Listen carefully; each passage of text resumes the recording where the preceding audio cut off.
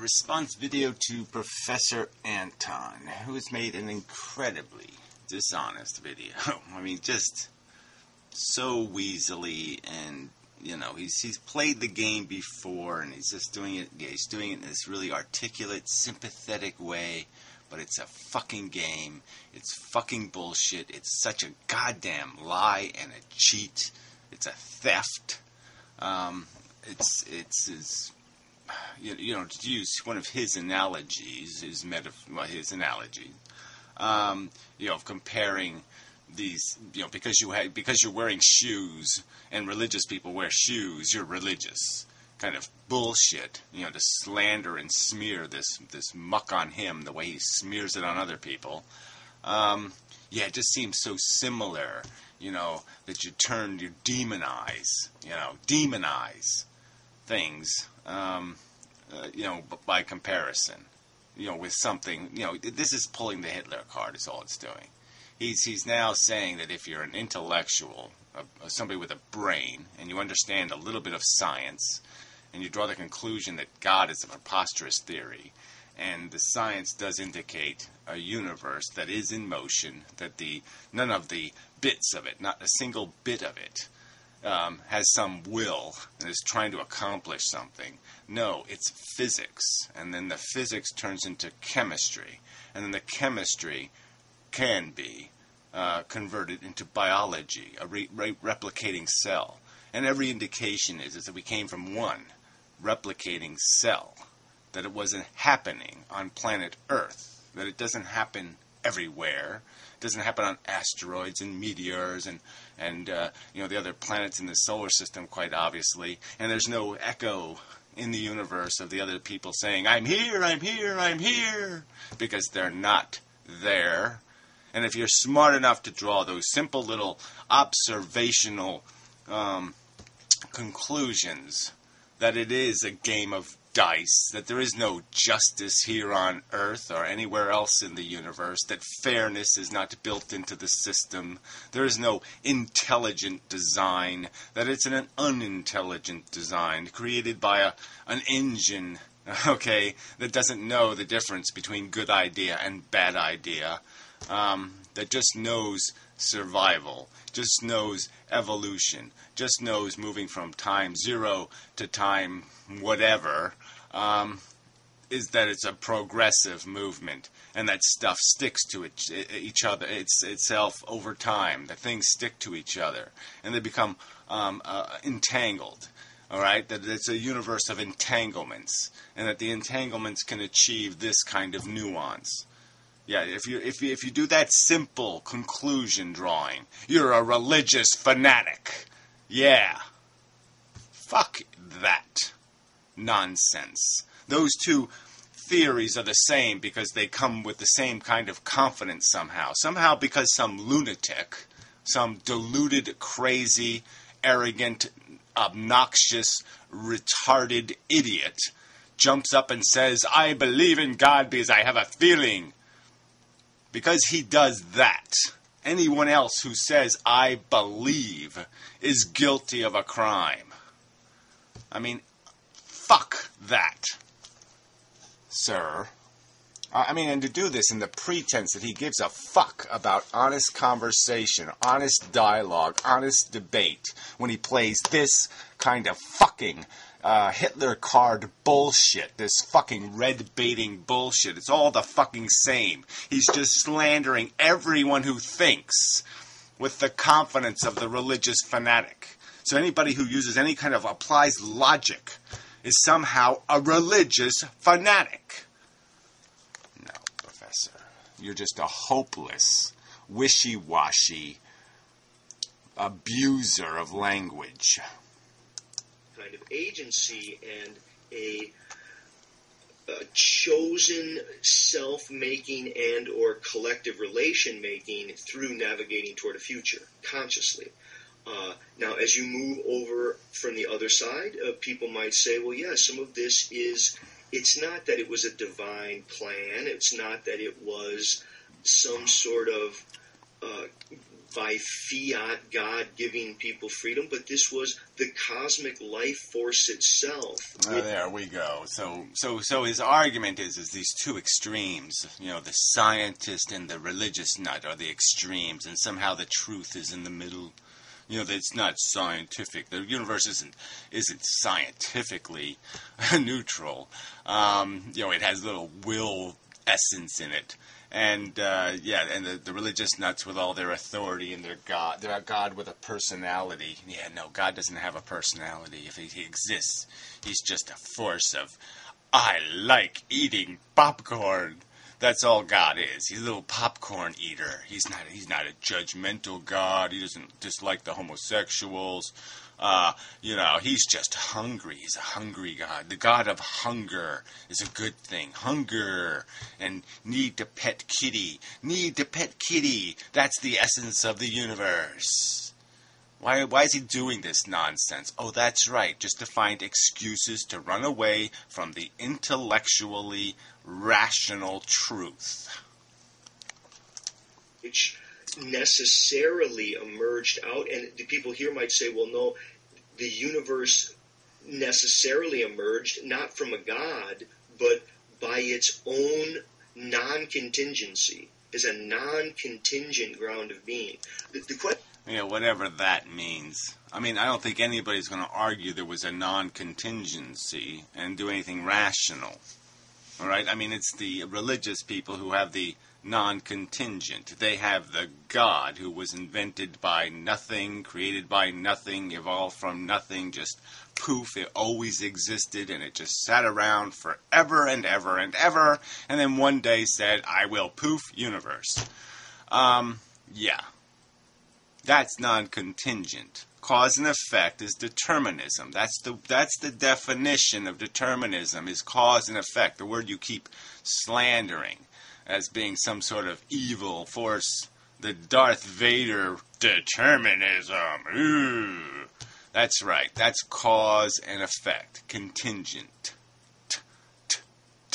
On a circumstance. Now, what creates what's the first cause? You're going to keep hanging on this first cause crap, so until somebody produces a videotape of the initial plasma and how it randomized in the non-existence of time, because it has a collapse point that creates spontaneous for the first and only time in the history of a universe. Well, fine. Yeah, I don't have the videotape, so if that means you have an excuse to just make shit up, fine. Go ahead and play your game, but I'm going to point my finger at it. I'm going to say, it's a fucking game, Professor. It's inconsistent with a reasonable conclusion. Okay? It's like believing the fucking Martians killed OJ's wife. The Martians didn't do it, Professor. Is it contingent or non-contingent? Those are some of those far extreme. But if a person who says, well, okay, no, I say no, it's actually non-contingent. It was a necessary ground of being, and life was necessary, and Well, life was necessary. That argument, I don't know how you can cling to something like that, okay? I mean, it's necessary by this version of the universe. It was inevitably going to happen on planet Earth, that's for sure, okay? But necessary implies purpose and function. And yeah, when the first cell created on planet Earth, when the first replicating molecule did that, when the meteor came down and wiped out the dinosaurs so the mammals could emerge on planet Earth, there was nothing built into that. Nobody fired the meteor gun, okay, to make that happen. All right? It was a circumstance, and it could be a circumstance that is as perfect storm as perfect storm can be, where you just pile up so many improbabilities. There's no purpose in an improbable event. Of life was the necessity for certain kinds of complexity to emerge the capacity for self-legislation. Well, self-legislation, interesting verbiage. So there's some sort of plan the universe has to build organisms that have scheming minds to acquire the goodies of substance and reproductive capacity, that somehow, because they have a scheming mind, that's deliberate. What if this chemistry, this replicating cell thing was common? Would that somehow validate it if it came from the same universe? What if it was a common event? What if it happened all the time? Every time you put a little ball of something in space, the little crawlies would evolve on it. Okay, and they would all do the same kind of pattern of evolution. Really simple, snap of its fingers, so to speak. Maybe take a few million years, but every single time the little microbe would grow a brain, become a schemer, become a feeler, become a taker. How would that validate what we are at all? Even if it was a part of the function of the universe, how would that make it mean anything? We know what its purpose is. Its purpose is gladiator wars. That's what evolution is. It's gladiator wars. All right? It's just a bad TV show, Professor. And so whether it's on purpose or not, it's still a bad TV show, Professor. It's still a bad diagram to get to anything like something to get stoic about. To get to anything like anything truly beautiful or wonderful or purposeful or productive. We're not sufficiently productive, Professor. We're running a deficit. We're inefficient. We're excessively inefficient. We are too, T-O-O, inefficient. And all of this was a yearning in life for more life. That is yearning in life for more life. So now again, this poetry. So you're going to throw this kind of poetic crap that can't be taken literally. What yearned? A non-brain yearned? Huh? No. Life doesn't yearn. Life is a mechanical device. Human beings and some other mammals might be able to yearn. I mean, reptiles even might be able, insects might be able to yearn. Okay, and what is yearning? It's desiring. And why does something desire something? It's because it reaches these end goals of replicating the DNA molecule. You're not going to desire it if it's not going to lead in some direct or indirect way to the replication of more of your DNA molecule. That's a truth, Professor. You're just not going to find us yearning for something that isn't in the best interest of your kind, your species, your genetic code. Even lemmings who yearn to get the hell away, and they yearn so hard that they'll jump off a cliff because they're yearning so hard to get away from those other fucking lemmings. Yeah, it looks like it's unproductive, but the truth is it's incredibly productive because there's too many frickin' lemmings. They're too successful, so they gotta knock a few of them off. And how they knock them off? Well, they just make them go crazy. You move from different stages of vegetation to forms of animal life to forms of culture.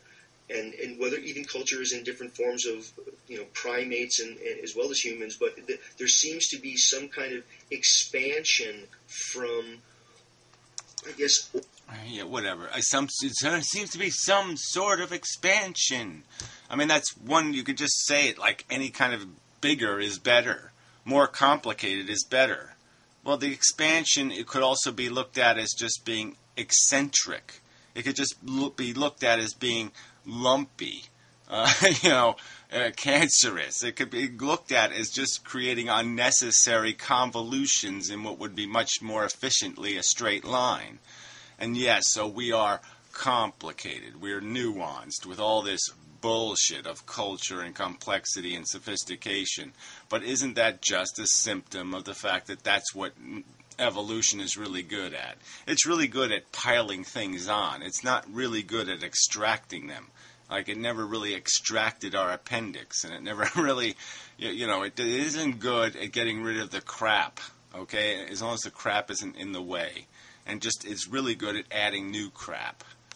And that's all we got. We got a bunch of more crap. We're more complicated, and we're getting away with it. But we're only getting away with it because the environment is letting us. Organisms which reproduce and open in space and time in the way that plants do, in the way that animals do, and then ultimately the way that organisms which have cultures and bind time the way that we do, right? Those seem to be merging then toward, and you get to something toward the middle there, where you have, I guess, what's called agnostic atheist, and then yeah, whatever. I mean, whatever. So just poison the pie. I mean, you know, you can keep playing this triangle thing like there's a triangle. There's no triangle, Professor. There's fables and there's the truth. That's it. That's the thing. There's false and there's accurate. There's no somewhere else in the middle. All right? That's only a word game. And yeah, you like word games, but that's what it is. It's a word game. You're gaming the language. You're playing the language. You're not being honest to the language. Agnostic theist. But it seems like, you know, unless people are willing to entertain the idea that not everyone who is on the other side of the fence holds a ridiculous extreme position, and yeah, whatever that means. So again, he's talking like we somehow are lacking this understanding of what the other idiot is doing. No, I perfectly understand what the religious fuck is doing. He's an arrogant, unqualified idiot. All right? He's an arrogant. That's all religion is. It's arrogance. My mommy says so. My daddy says so. They're like little punky kids talking about how big their daddy is. They got nothing but popularity. That's all they got going for them. And everybody else is as dumb as me. Ha ha ha ha ha. And that's it. And then they declare themselves victory. Our philosophy wins because most people are stupid enough to fall for it. And that's all they got. That's it. And then you're playing the game here. Well, that's just that science stuff is, that's pretty dark and pointy and sharp edges, and, you know, the truth isn't very much fun, and those people are all kind of wacky and, they don't like to have orgies. So, yeah, go my way, which is, I'll just say, fuck the truth, fuck fables, fuck everything. Let's just make up our new story. We won't go with any other stories. We'll just make up a new one, but we'll pretend we don't have answers to questions, and that way we can make shit up. So we have to pretend that we don't know what evolution really is, and that we don't know what chemistry is, and we don't know what physics is. So we'll just pretend that that's all woo, and then we can make up a fucking story. Shit. Maybe people are sharing more or sharing less, or they're... See, some of this, I guess, this is so hard to talk about. It's so hard because I've got to contrive bullshit that'll actually, somehow somebody won't be able to just point out how it's so obviously a pile of bullshit. I mean, how do I cut the smell of this stuff? Can I paint it with something? Can I do something so it's obviously shit? I'm going to flow it right in their face. How do I make it not shit? It's so difficult. I'll use a big, complicated word. That'll confuse the fuck out of them. Part of it is a problem of literalism. So I'm thinking more about the problem of literalism. Don't be glued to language. Words don't mean anything. Come on, don't take them seriously. Really, just forget about that. Right, wrong, hard, soft, good, bad. Nah, all that shit doesn't mean anything. No. Don't get glued to any of that crap.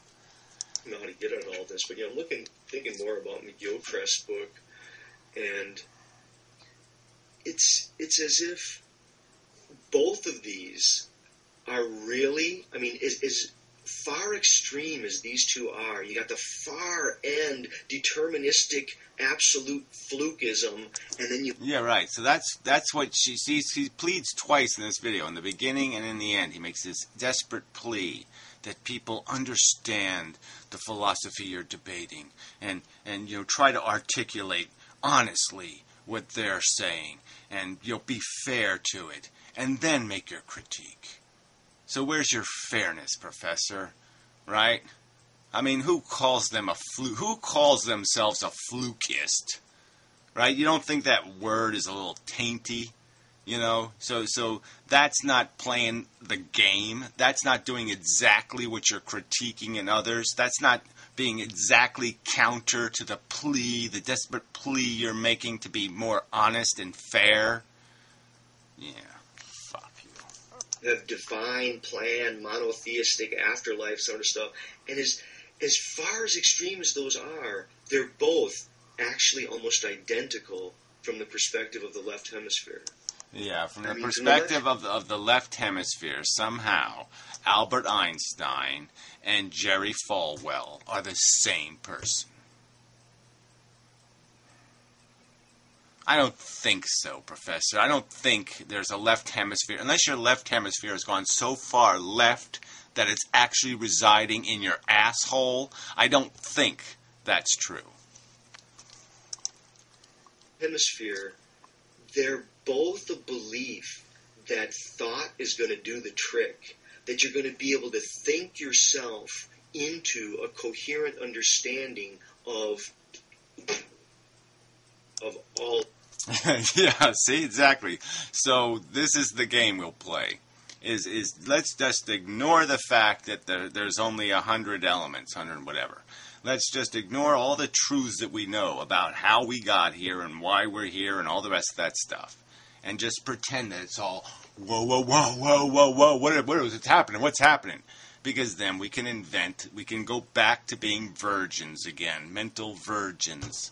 And you know, we can we don't have to, we can get caught up in the romantic bullshit and some other nonsense. We won't see the truth of the matter. We won't see what's actually taking place. And we'll just get caught up in a new lie, a new false narrative. Okay, and you're only going to do that because the old gods are really dumb and you really don't like what they have to say. So you want to make a new god who's a lot cooler, you know, who maybe wears a leather jacket and drives around a Jaguar. I mean, you're just trying to make God hip. That's all you're doing. You're just saying God's a fuddy-duddy. He's an old fucking fart. He ain't cool. He don't know how to dance. And you're just saying, I want a dancing God. Yeah. Hipster, dancer, cool God. Right? That's all you're doing. That's all the fuck you're doing. Make God cool and hip. Of this. See, again, I use the word this. I mean, it's sort of like speech and thought and even feelings.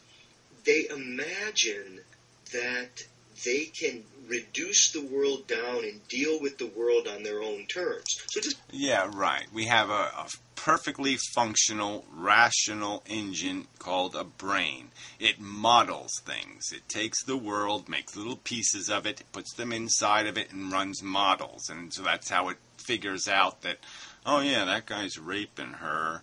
If I were her, which I can sort of understand, I wouldn't like some guy sticking his wiener in my nose. Yeah, I get it. Okay, that's not cool. Yeah, we can do that, Professor. We can add 2 plus 2 and come up with 4. No fucking problem. The brain works pretty good. We have big microscopes and we got big telescopes. We can look really, we can see a lot. And you keep just pretending, no, let's pretend we have a blindfold on so we don't know how ugly everything is. Yay! We can turn into gingerbread land. Yay! And then say we're stoically, you know, we're being such fucking heroes, you know, as you're standing on your little stoic mountain of bullshit, your fucking cupcake, your little pink cupcake with your little pink cherry, and you're right on top with your little fucking pink flag, saying, look how strong and proud we are, because we're living a fucking lie. Good. As an example, you know, if I say, is there something beyond speech? Well, I say, well, what is it? Let's hear it. And then we start to get in this game, well, you can't say what's beyond language. Well, then I end up saying, well, there isn't anything beyond language. Well, not that you could say. then you do the same thing. Well, whatever. That's more convoluted crap. Let's just ignore that the language, the words are defined by words, and there are words that are explicit. The end result is you can take words and you can find their origin. You can find the source of the word, what the word is made out of. And that certain words are things, actually. Water is a thing. It's a conceptually understood as a thing. Water, dynamics, its truth, its reality is understood. Shit. And with thought, is there something beyond thought? Well, thought wants to go, not that I can think of, and it seems to think that whatever it thinks will sufficiently be the way of handling whatever is there. Yeah, that's right. That it'll figure out that you can take the cardboard box and you can say, look, box. Cheez-Its. Yeah, they're really good. Especially when they're on sale. And you can say it's cardboard and it has orange peels in it. And that's what, now it's a box. But now it's a garbage box. Yeah, it's like a little garbage can. And we can describe what it is. We can understand for what it is. We can understand what the stuff is, how it's made, how it's bonded together, the material of the paper. We can understand all that, Professor. And there's nothing magical about it. It doesn't have a will to be something.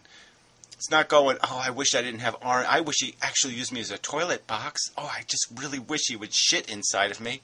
No, there's none of that taking place, Professor. It's just a box with fucking orange peels in it. There's nothing else there. We're just mechanical devices that squirm on the surface of planet Earth attempting to spread this stuff called DNA.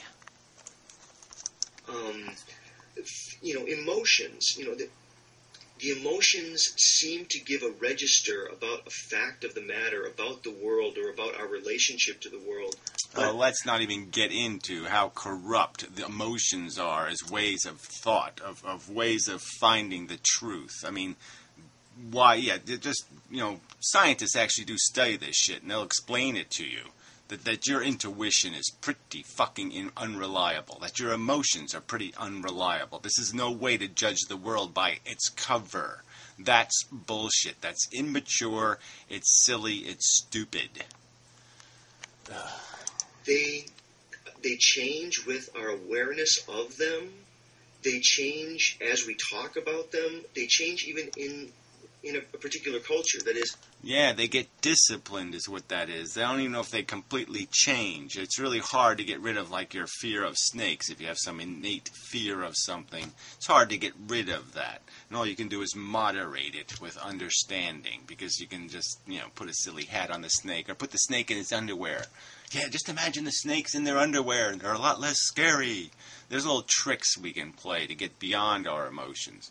But yes, our emotions are just conditioned responses that because our second grade teacher wore a silly yellow hat, you've got a problem with yellow for the rest of your life. Sometimes that's just the way it works out, Professor. It's cause and fucking effect. And you'll have emotions that can be just absolute crap. And you have to understand them as crap. And you have to try to live past them. Not through them, over them. They become compound emotions where I may feel a certain way and then feel bad or good about myself because in my culture I felt that way. I mean, it gets to be very... Or because there's some shyster on the internet telling you, you're special, you're an artist, you're creative, you're the whole universe wanting to rub itself. They'll talk some kind of bullshit and you'll be gullible enough to fall for it. And say, oh, war isn't really bad. It's just a thing you do to, polish the human race. It's human race polish. And then you always rub some shit off. Some of the stuff falls off when you polish it. So, yeah, it's a little messy, but it's okay. War is good. Because the guy on the YouTube says so.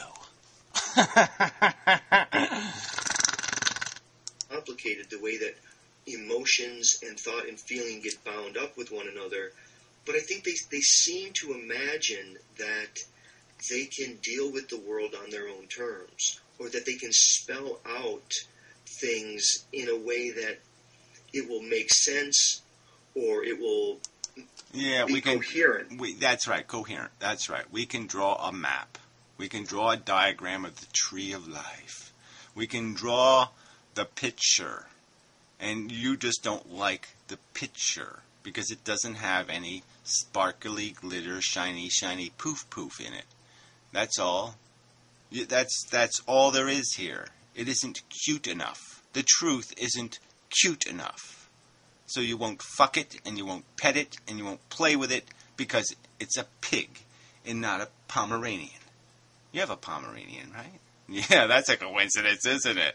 Yeah, it is. A coincidence. Not. You're a truth bigot. That's all. You know, if the truth isn't cute, you won't play with it. Fuck you. It will all converge into a, aha, this is what it is, or this isn't what it is.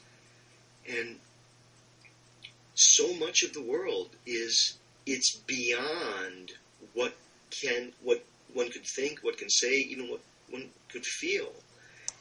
Well, says you on that one, right? It's beyond what we can understand. We can't understand the physics and the chemistry and the biology.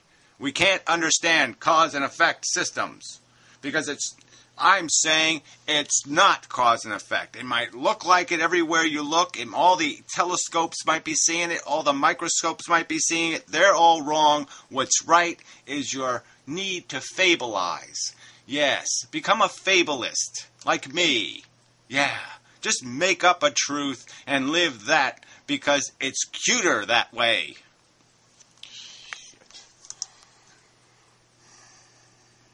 You can't,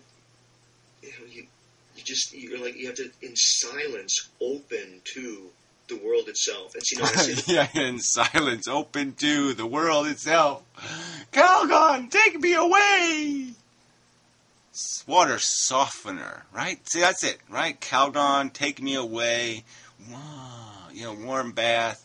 That's all this is. This is just water softener and a warm bath. All right? Fuck the truth.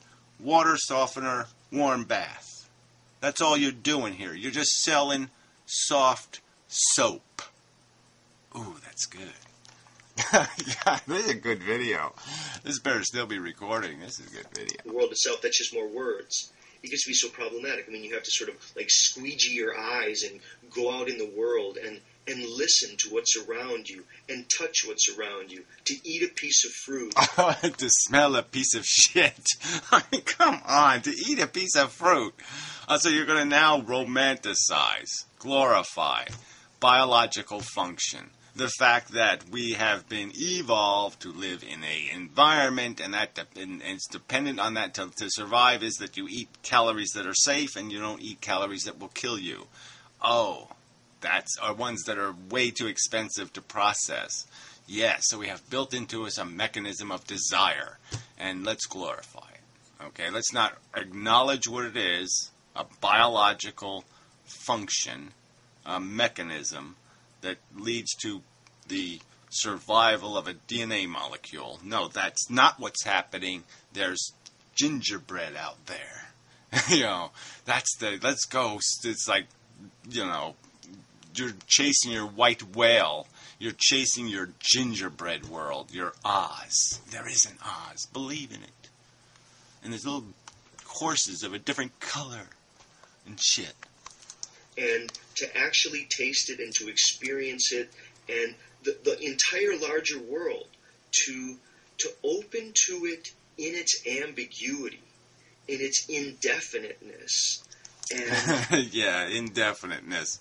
Like you're not really going to get cancer. You can just wish it away, even if your genetics says you're going to get cancer. Even though those 30 years or 40 years of smoking cigarettes says you're going to get cancer, fucker. You're not going to get it because you can just wish it away. We can just wish it all away. It doesn't matter that I got my arm ripped off in a combine when I was 12, because I'll just wish it away. I'll close my eyes and open myself up to the universe, and it will put a new arm on my torso. I don't think so. Yeah, I think your God is going to suck at that as much as the old gods of antiquity. But maybe you'll just suggest, hey, you don't need an arm. Take enough drugs, you'll fall down, and you can go down the rabbit hole, okay? And in Wonderland, everybody has extra arms. You just pull one out of your pocket and pop it on. It's cool. But it's not virtual reality, it's Wonderland. Yeah, so it's okay to be a drug-induced psychosis or an ignorance-induced psychosis. Blindfold yourself into believing your arm is still there. Oh, I have my eyes closed, my arm is still there. Because if I don't see that it's not there, then it's not there. Yeah. This is what's called stoically accepting reality. Mm-hmm. I guess to ask what is that without rushing forward with a word or a thought or a feeling. Did we really rush? I don't think we've rushed anywhere with the truth here, Professor. 10,000 years it took us, of let's say, civilization growing, and it took it 9,900 to figure out that slavery was wrong. I mean, come on. We have drawn the conclusions as slowly and as reluctantly as possible. People are still calling great apes minkies. I'm not a minky. Yeah, they won't say the word chimpanzee or orangutan or gorilla. No, I'm not a minky. That somehow tries to disambiguate it with an answer. Yes, let's not get answers. They're just sitting right there. They're right on the ground. You can just pick them up. They're just sitting right there in front of you, staring at you, almost laughing at you. But don't pay attention. Don't pick up the answers, because guess what? You can't play a dumb game if you know it's a dumb game. And all the answer pieces of paper say, dumb game, asshole. You've been totally fucked. That's what they all say. Snooker. You've been snookered, snooker.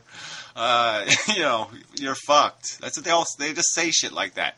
All the fortune cookie thingies, when you pull them out, the little truth statements, they're all gonna suck. That's sad. But it's ballless to run from it. It's ballless to pretend the truth isn't there to be plucked.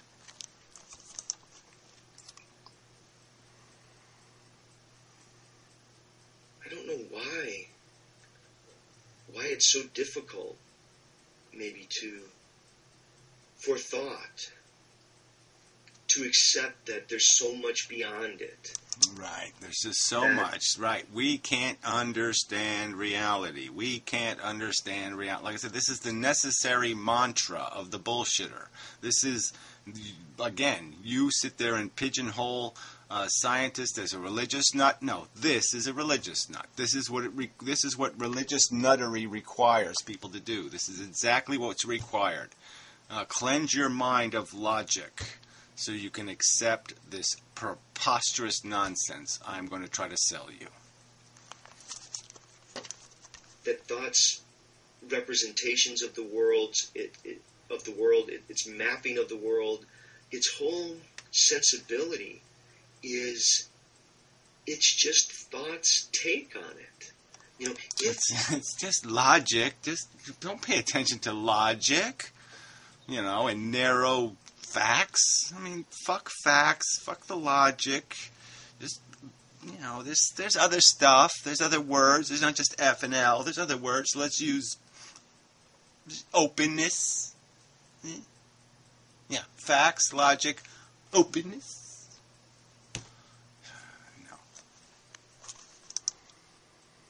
The world were nothing but a thought, then thought's view on it would be okay. But the world is so much more than thought. And the world is so much more than language. Says you. I mean, really, says you. You're just saying that thoughts are somehow an invalid representation of reality. And that's just, you have no evidence of that. You have nothing to demonstrate that with. That's just a desperate hope. You're just desperately hoping that there's some other mission statement besides matter bashing against matter and sticking to itself in preposterous arrangements. But that's all you're just wishing.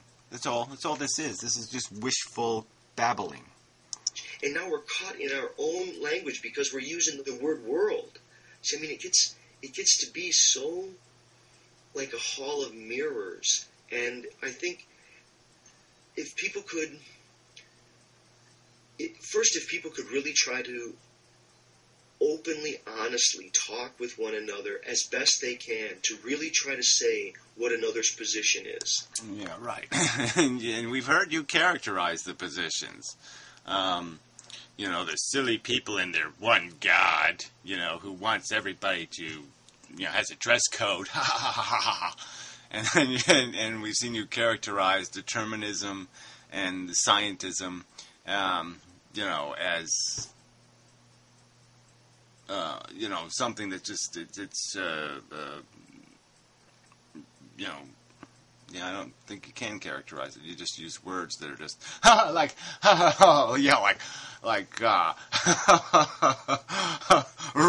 nothing random. Or whatever you use words. Well, use that F word, I remember. I can't remember what that one was. Well, just go back to the beginning of the video. You hear his mock. And to not do it in a snarky way. Yeah, well, you're just snarky. See to what extent they can. You're snarky. And then maybe be humbled by their inability to non-tongue-in-cheek actually say what the other person's position is. Yeah, well, I don't think you've non-tongue-in-cheeked it. What's my position, Professor? My position is that we're running a waste deficit in terms of suffering. We're creating more suffering than anything we're accomplishing on this planet could ever satisfy.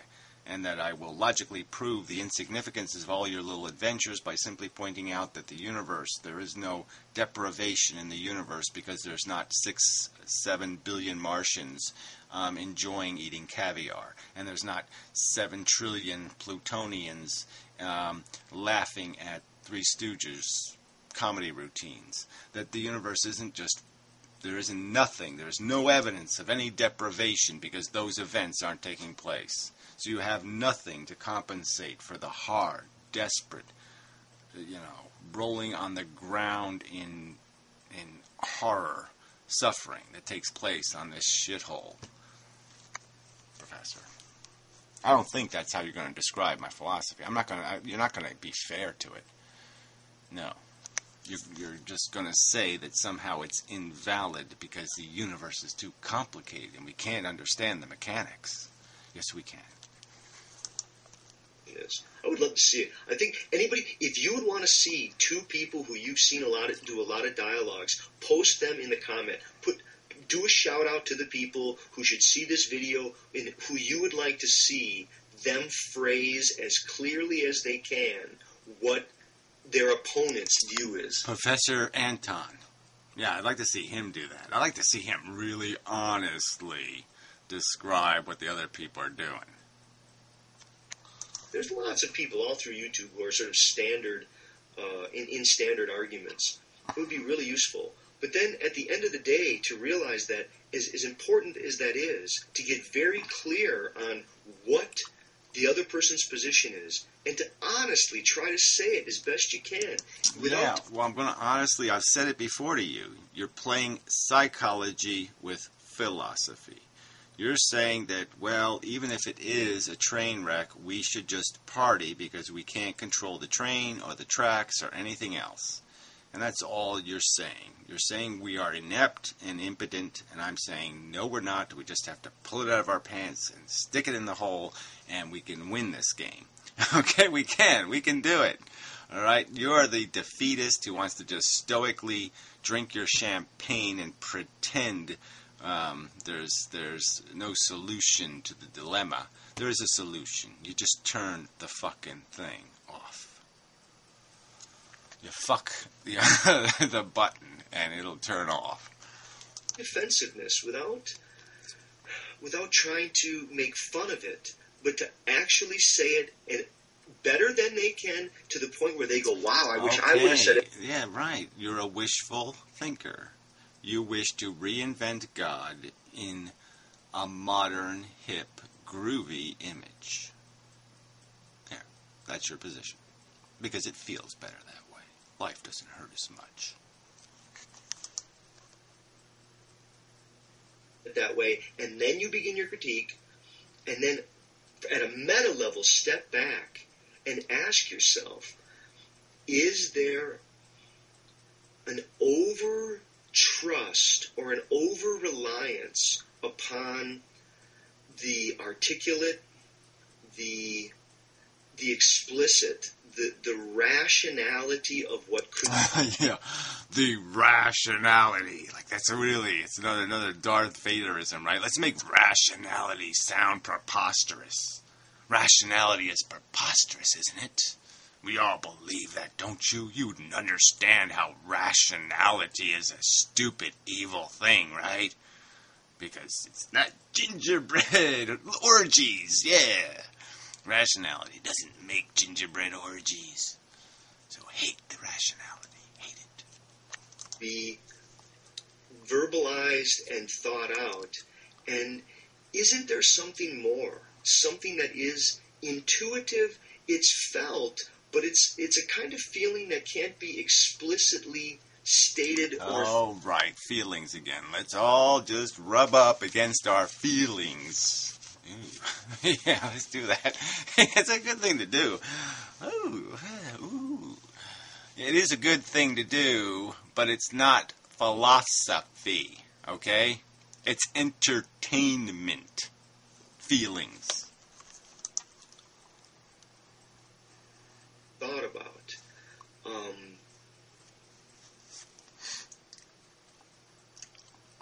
There seems to be a problem, I guess, in trying to too reductively talk about other people. Yeah, too methodically and scientifically and with disciplined and logically, too logically, dissecting reality.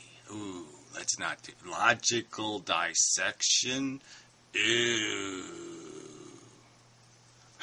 Yeah.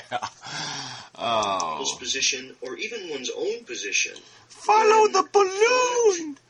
I guess imagines that it's always going to be able to just do the trick on its own. Follow the pink balloon. Follow the pink balloon. Yeah, that's all this is the pink balloon. Chase the balloon.